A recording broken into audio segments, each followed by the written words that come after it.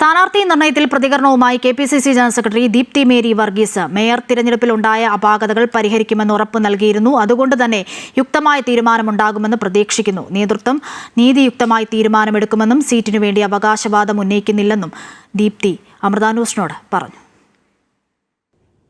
എന്തായി സീറ്റ് ചർച്ചകളൊക്കെ ഇപ്പോൾ ഡൽഹിയിൽ യോഗങ്ങൾ ചേരുന്നുണ്ട്. എന്താണ് തൃക്കാക്കരയുടെ ഒരു പ്രതീക്ഷ, അല്ലെങ്കിൽ എങ്ങനെയാണ് മത്സരിക്കുന്നൊരു പ്രതീക്ഷ? സിറ്റിംഗ് MLA-മാരുടെ കാര്യത്തിൽ നേതൃത്വം ഒരു തീരുമാനം എടുക്കുമായിരിക്കും. അതെടുത്തതിന് ശേഷം മാത്രമല്ലേ നമുക്ക് പറയാൻ കഴിയുള്ളൂ. നിലവിലിപ്പോൾ ഒരു തീരുമാനവും നേതൃത്വത്തിൻ്റെ ഭാഗത്തു നിന്ന് വന്നിട്ടില്ല. പിന്നെ ഇപ്പോൾ സ്ത്രീകൾക്ക് കൂടുതൽ പ്രാതിനിധ്യം ഇത്തവണ കോൺഗ്രസ് നേതൃത്വം കൊടുക്കുമെന്നാണ് പറഞ്ഞിരിക്കുന്നത്. പ്രതിപക്ഷ നേതാവ് ഉൾപ്പെടെയുള്ള ആളുകൾ കൂടുതൽ സ്ത്രീ പ്രാതിനിധ്യം ഉണ്ടാകുമെന്ന് പറഞ്ഞിട്ടുണ്ട്. അപ്പോൾ തീർച്ചയായിട്ടും വർഷങ്ങളായിട്ട് ഈ പാർട്ടിയിൽ പ്രവർത്തിക്കുന്ന സ്ത്രീകളെ കൂടുതലായി ഉൾക്കൊള്ളും എന്നാണ് കരുതുന്നത്. ഈ മേയർ സ്ഥാനത്ത് നിന്നൊക്കെ മാറ്റി നിർത്തിയപ്പോൾ ഒരു ചർച്ച പ്രധാനമായി, അല്ലെങ്കിൽ ഏതെങ്കിലും തരത്തിലൊരു നീക്കുപോക്ക്, ഒരു പ്രതീക്ഷയൊക്കെ ഉണ്ടായിരുന്നത് ഈ വരുന്ന ഇപ്പോൾ നടക്കാൻ പോകുന്ന നിയമസഭാ തെരഞ്ഞെടുപ്പിലേക്ക് തൃക്കാക്കര ഉൾപ്പെടെ പരിഗണിക്കുമെന്നാണ്. അപ്പോൾ അത്തരത്തിൽ ഏതെങ്കിലും ഉറപ്പ് നേതൃത്വത്തിൻ്റെ ഭാഗത്ത് നിന്ന് വരികയോ ആവശ്യം മുന്നോട്ട് വയ്ക്കുകയൊക്കെ ചെയ്തിട്ടുണ്ട്?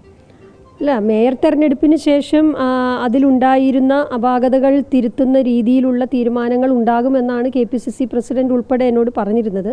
അപ്പോൾ ഇനിയും വരുന്ന തീരുമാനങ്ങളിലൊക്കെ അത്തരത്തിൽ ഉള്ള ഒരു നീതിയുക്തമായ ഒരു ഡിസിഷൻ ഉണ്ടാകുമെന്ന് ഞാൻ പ്രതീക്ഷിക്കുകയാണ്.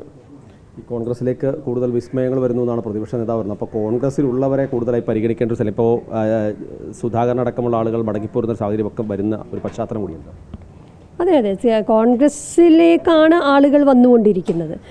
കാരണം ഭരണവിരുദ്ധതയുണ്ട്. കഴിഞ്ഞ 10 വർഷത്തെ ഭരണവിരുദ്ധത, സംഘടനാപരമായ വിഷയങ്ങൾ, ഇതെല്ലാം അടിസ്ഥാനമാക്കിയാണല്ലോ കോൺഗ്രസ്സിലേക്ക് ആളുകൾ വന്നുകൊണ്ടിരിക്കുന്നത്.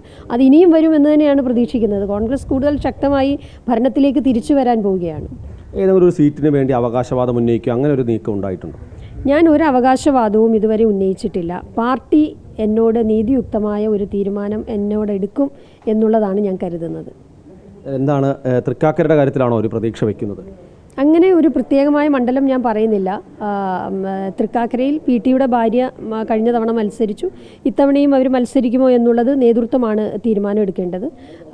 അത് നേതൃത്വം തീരുമാനിക്കട്ടെ. എനിക്കതുമായിട്ട് പ്രത്യേകമായിട്ടുള്ള ഒരു അഭിപ്രായവുമില്ല. കാര്യം കൂടി, എന്തായാലും ഒരു സീറ്റ് കിട്ടുമെന്ന്, അല്ലെങ്കിൽ പരിഗണിക്കപ്പെടുമെന്നൊരു പ്രതീക്ഷയിൽ തന്നെയാണ്?